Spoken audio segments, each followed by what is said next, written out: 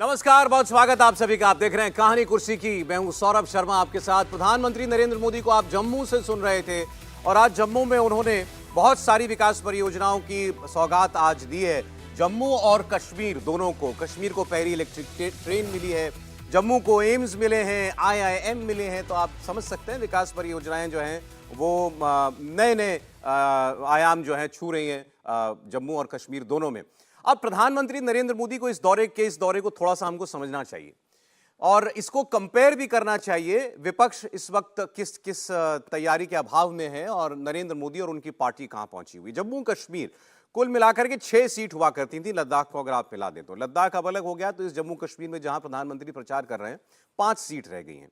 5 seat के लिए प्रधानमंत्री नरेंद्र मोदी का आप ये फोकस देख रहे हैं, लोगों के साथ उनका कनेक्ट देख रहे हैं, जुड़ाव देख रहे हैं। छोटी सी बच्ची को लेकर के आए हुए थे उसके घर वाले, उन्होंने उसको गोद में ऊपर उठा लिया तो प्रधानमंत्री ने कहा कि इस बच्ची को परेशान मत करो, बहुत छोटी सी गुड़िया है, मैं बहुत आशीर्वाद देता इसको मेरे सामने होती तो, लेकिन इसको इतनी ठंड में परेशान मत करो। ये सब पब्लिक कनेक्ट है और इतनी भीड़ के अंदर एक आपको बहुत पैनी निगाह चाहिए इस सब के लिए। और ये चीजें जोड़ती हैं आपको पब्लिक से। ऐसा इस ग्राउंड में जितने लोग आए होंगे कभी इतनी छोटी सी बात को भूल नहीं पाएंगे अपने जीवन भर कि नरेंद्र मोदी को सुनने के लिए गए थे और एक बच्ची को उन्होंने इतनी भीड़ में से, हजारों लाखों की भीड़ में से देख करके पहचान लिया था।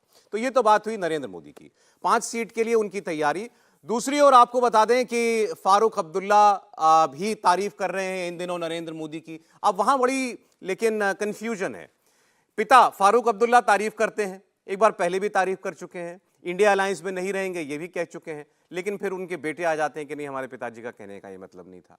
फिर वो ये कहते हैं कि नहीं ये ठीक बात नहीं, हम तो इंडिया गठबंधन में ही हैं। और फिर वो नरेंद्र मोदी की कहीं ना कहीं से कोई खामी निकाल कर वो भी बताना शुरू कर देते हैं।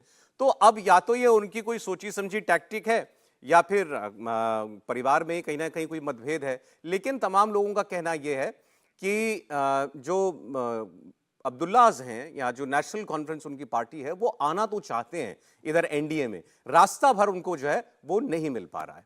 दूसरी एक और बात, जब हम जम्मू कश्मीर की बात करते हैं तो वैसे तो आज प्रधानमंत्री जम्मू में हैं, लेकिन यहां बड़ी तादाद में आपको मुस्लिम वोटर्स भी, मुस्लिम समुदाय के लोग भी मिलेंगे जो इस रैली के अंदर आए हैं।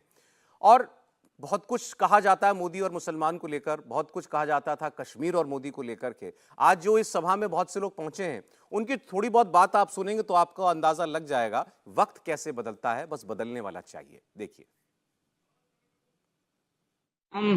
मैं एक किसान हूँ, छोटा किसान हूँ। किसान में मजदूरी वगैरह भी करता हूँ और बहुत परेशानियों में रहते थे, कच्चे घरों में रहते थे। अब जो प्रधानमंत्री PMAY की तहत पैसा मिला है 1,30,000 रुपया, उसके जरिए हमने अपना घर पक्का बना लिया है और खुशहाली से रह रहे हैं। बढ़िया घर बना है और हाँ, पक्का घर बना है और बढ़िया बना है, जैसा चाहिए था वैसा बना है। बढ़िया घर अच्छा बना है। तो अब तो घर अच्छा बना तो बच्चे भी खुश होंगे। हाँ, बच्चे भी खुश हैं, सब ठीक है। ऐसे तो बच्चों के दोस्त भी बहुत आते होंगे। अब घर अच्छा है तो बच्चों के दोस्त भी आते होंगे। हाँ, बहुत खुशी में आते हैं। तो फिर उनको भी कुछ खिलाना पड़ता होगा। नहीं, बहुत अच्छे खुशी से रहते हैं और आपका गुण गाते हैं सभी बच्चे, गांव वाले। मोदी जी नारा लगाते चलते रहते हैं छोटे बच्चे रोडों में।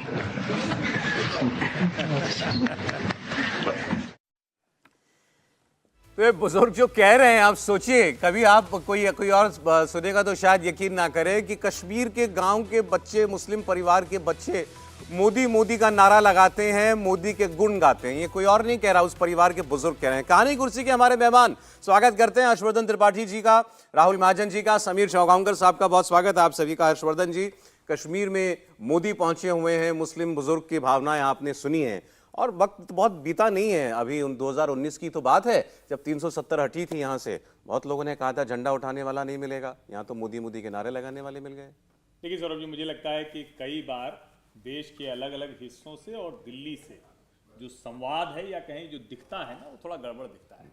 और उसको दिखाने वाले लोग भी वो थोड़ा सा गड़बड़ दिखाते हैं, क्योंकि उनके अपने हित होते हैं, उनको कई चीजें मैनिपुलेट करनी होती है, उसके आधार पर उनका सम्मान। माफी चाहता हूं हर्षवर्धन जी, माइक में थोड़ी प्रॉब्लम आ रही है, मैं आता हूं दोबारा आपके पास। वाजन साहब, आपने सुना प्रधानमंत्री का वो वार्तालाप? देखिए, मैंने बहुत समय तक जम्मू कश्मीर कवर किया है, तो मुझे पता है कि किस तरह से पिछले सालों में जम्मू कश्मीर में बदलाव आया है, किस तरह से सिक्योरिटी की सिचुएशन वहाँ बेहतर हुई है, किस तरह से लोगों का जीवन बेहतर हुआ है। तो नेचुरल है कि जब आप की स्कीम्स जो हैं काम कर रही हों धरातल पर और गांव-गांव में काम कर रही हों और लोगों को फ़ायदा पहुंच रहा हो, तो लोग जो हैं आपकी तरफ झुकते हैं। फिर वो जो सवाल होते हैं, चाहे वो धर्म का सवाल हो, चाहे वो बाकी पार्टियों के भड़काने का सवाल हो, वो कहीं गौन हो जाते हैं, क्योंकि लोगों को ये दिख रहा होता है कौन सी सरकार, कौन से लोग उनके लिए काम कर रहे हैं। और यही शायद हमें जो है जम्मू कश्मीर में देखने को मिलता है, लद्दाख में देखने को मिलता है कि किस तरह से वहाँ का जीवन स्तर जो है वो बेहतर हुआ। जी समीर जी, और प्रधानमंत्री बात कर रहे थे भाई आपको घर मिला कि नहीं मिला, तो बुजुर्ग ने बताया कि अच्छा घर मिला है। प्रधानमंत्री पूछने लगे मतलब जैसा चाहते थे वैसा मिला है। देखिए, आप कनेक्ट कर रहे हैं, जैसे मैंने पहली बात की, बच्ची जिसको उठा लिया था गोद के अंदर, वहां उसके परिवार वालों ने कहा नहीं उसको बच्ची को भी नीचे कर लीजिए, बैठा लीजिए, परेशान मत कीजिए, ये पब्लिक कनेक्ट है। बिल्कुल। देखिए, प्रधानमंत्री मोदी का अयोध्या दौरा याद कीजिए। प्रधानमंत्री अयोध्या गए थे तो कैसे 10 करोड़ लाभार्थी के घर चले गए थे, माझी के घर गए थे वो, और उन्होंने पूछा था आपको क्या सुविधाएं मिल रही, क्या नहीं मिल रही, मकान मिला। उसका यह असर हुआ था कि राज्य सरकार की कुछ योजनाएं जो नहीं मिल रही तुरंत दूसरे दिन उनको उपलब्ध कराई गई थी। तो प्रधानमंत्री जहां भी जाते हैं इस बात का ध्यान रखते हैं कि वहां लाभार्थी को जो सुविधाएं मिली है वो प्रॉपर मिली है कि नहीं मिली है। वो सीधे इंटरेक्ट करते हैं कि आपकी क्या समस्या है, आपको जो केंद्र से पैसा भेजा मिला है कि नहीं, मकान मिला कि नहीं, शौचालय मिला कि नहीं, उज्ज्वला में गैस सिलेंडर मिला है कि नहीं, आपको राशन पहुंच रहा है कि नहीं, क्या समस्या आ रही है।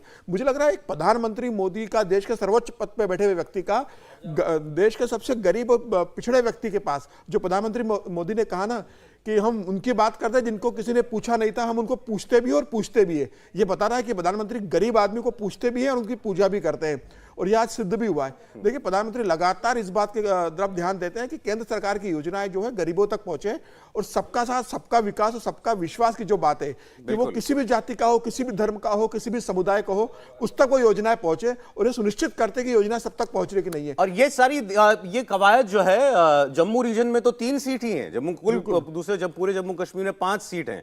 तो ऐसा नहीं कि आज प्रधानमंत्री गए चलो साहब महाराष्ट्र के दौरे पर चलते हैं, बहुत लंबा चौड़ा जो है हमको कोई समीकरण साधना है, ऐसी बात नहीं है। और आप क्या दे रहे हैं कश्मीर को? IIT, एम्स, इलेक्ट्रिक ट्रेन, इस किस्म की एजुकेशनल इंस्टीट्यूशंस जो जिसके लिए लोग वहां से कभी दिल्ली आते थे, कभी उसके लिए मुंबई जाया करते थे, अहमदाबाद जाया करते थे, आज कश्मीर के लोगों को वहीं मिल रहा है, अपने घर के अंदर मिल रहा है। त्रिपाठी जी, देखिए, मुझे लगता है कि प्रधानमंत्री नरेंद्र मोदी जो प्रयास कर रहे हैं, और जो सबसे बड़ी बात है कि वो कॉन्टिन्यूटी में एफर्ट है। ऐसा नहीं है कि आज आपने किया चलो ठीक है आज एक अभियान चलाते हैं, कुछ करेंगे, कुछ परिणाम आ गया तो ठीक है, नहीं आएगा तो फिर कहीं और ध्यान दे लेंगे।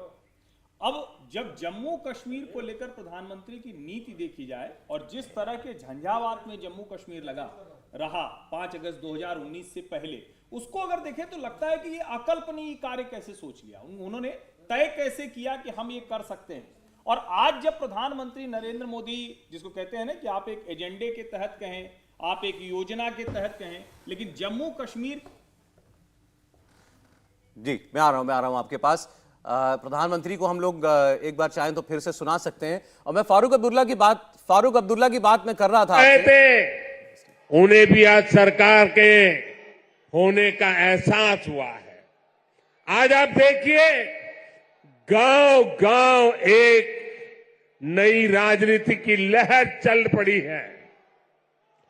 परिवारवाद, भ्रष्टाचार और तुष्टीकरण के खिलाफ यहां के नौजवानों ने बिगुल फूंक दिया है।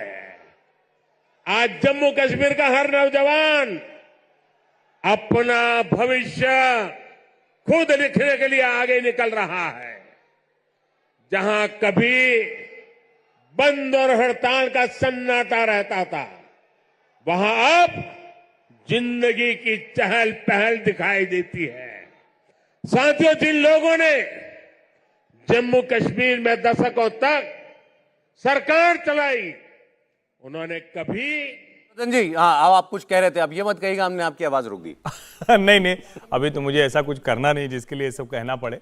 लेकिन मुझे लगता है कि देखिए, लोकतंत्र की एक खूबसूरती है। देश का प्रधानमंत्री वहां पे बात जब कर रहा है, लाल मोहम्मद के साथ जो बातचीत है अगर उसको ध्यान से देखें तो उसमें कुछ भी ऐसा नहीं, कई बार तो उनको समझ नहीं आया प्रधानमंत्री ने क्या पूछा, फिर वो बताने लगे कि बच्चे मोदी मोदी करके घूमने लगते हैं।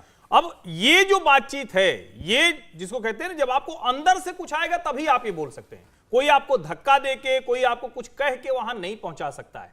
प्रधानमंत्री नरेंद्र मोदी योजना के तौर पर, प्रधानमंत्री नरेंद्र मोदी जिसको हम बार बार कहते हैं कि क्या, जिसको लास्ट माइल कनेक्टिविटी है, वहां तक पहुंचेंगे। और एक बड़ी रोचक जानकारी आपको देता हूं, 370 हटने से पहले वहां के जो, जिसको हम कहते हैं ना, कोई बजट आता है, उस बजट का ऑडिट नहीं होता था। यानी अच्छा हुआ, बुरा हुआ, काम हुआ या नहीं हुआ, यह भी पता नहीं चलता था। अब वो सब कुछ एक एक पैसे का हिसाब होता है। उन योजनाओं को जिसको लेकर कहा जाता था कि उत्तर प्रदेश से इतना छोटा राज्य लेकिन विकास के मामले में कहां है, आज वहां की हर रुपए का हिसाब होता है। और उस हिसाब से जो आज आप देख रहे हैं कि घर बन गया, बच्चे मोदी मोदी कर रहे हैं, उस तरफ पहुंचते हैं।